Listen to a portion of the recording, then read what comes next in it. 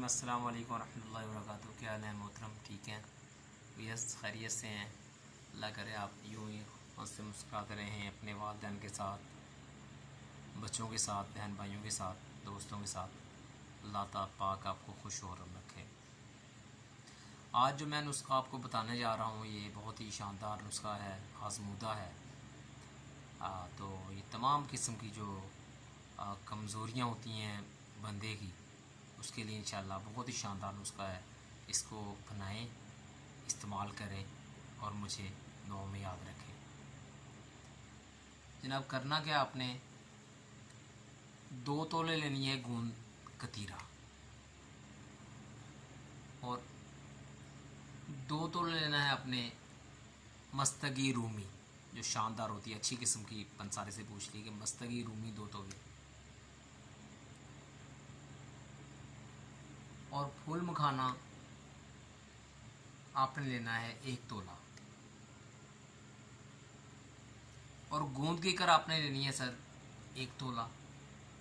Muesli سفید جو India کی ہوتی ہے وہ 1 تولہ آپ نے لینی ہے، اور موسلی سیاہ بھی آپ نے 1 تولہ لینی ہے۔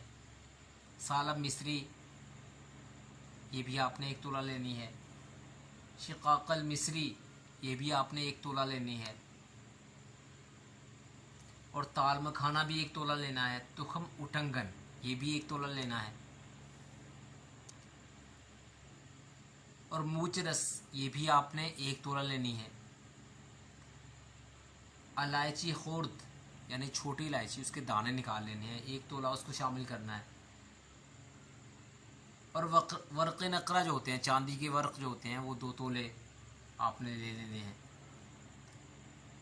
اور مغز تمبر ہندی جو ہوتی ہے، اس میں سے، اس کے اندر سے آپ نے نکال لینا اس کو، وہ 2 تولے لینی چاہیے۔